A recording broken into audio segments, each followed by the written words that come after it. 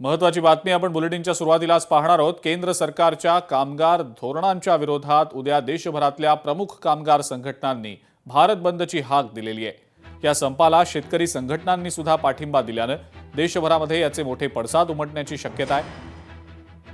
बंद आयोजकांच्या दाव्यानुसार या आंदोलनामध्ये सुमारे 30 कोटींहून अधिक कामगार सहभागी होत आहेत। याला देशभरातल्या बँक कर्मचाऱ्यांनी सुद्धा पाठिंबा दर्शवलाय, त्यामुळे बँकिंग कामकाजावर परिणाम होऊ शकतो। या संपामध्ये AIBEA, AIBOA, BFI सह 10 केंद्रीय ट्रेड युनियन्सचा समावेश आहे। हा संप केवळ बँकांपुरता मर्यादित नाही, तर तो भारत बंदचा भाग आहे, ज्यात शेतकरी संघटना आणि इतर क्षेत्रातल्या काही संघटना सुद्धा समाविष्ट असल्याचं बोललं जात आहे। अमृत सुतार आपले प्रतिनिधी या संदर्भातली अधिक माहिती आपल्याला देत आहेत। अमृत, या संपाला शेतकरी संघटनांनी सुद्धा पाठिंबा दिलाय आणि त्या पाठोपाठ बँक कर्मचारी सुद्धा भारत बंदमध्ये सहभागी होत आहेत असं समजतंय, त्यामुळे कदाचित त्याचे पडसाद उद्या उमटू शकतात का?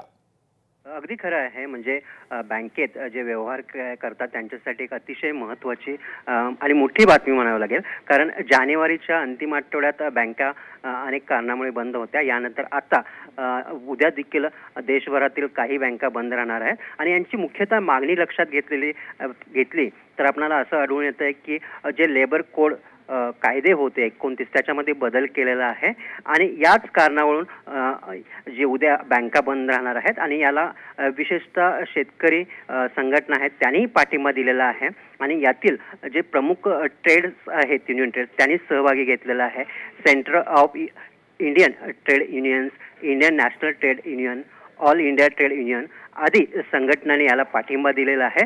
त्यामुळे बँकांचं कामकाज बंद होणार आहे, त्यामुळे जे सामान्य लोक असतील, ग्राहक असतील, त्यांना याचा कुठेतरी परिणाम होणार आहे, फटका बसणार आहे असं बोललं जात आहे। आणि 2025 मध्ये 4 नवीन लेबर कोड आणलेले होते आणि याच्यामध्ये या लेबर कोडमुळे जुने 29 श्रम कायदे बदलले होते।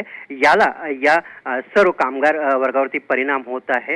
हे बदलले जावे आणि या विरोधात उद्याचा जो संप आहे तो होणार आहे आणि त्यामुळे कुठेतरी बँकेतील व्यवहार ठप्प होणार आहेत। स्वाभाविकपणे याचा परिणाम आहे तो सर्वांवरती दिसून येणार आहे। जानेवारीमध्ये पण पाहिलं होतं 3 दिवस बँकांनी संप केला होता।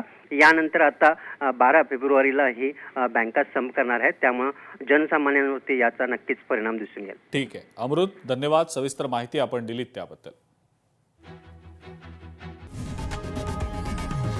लोकशाही मराठी ऐका, पहा, जागरूक रहा।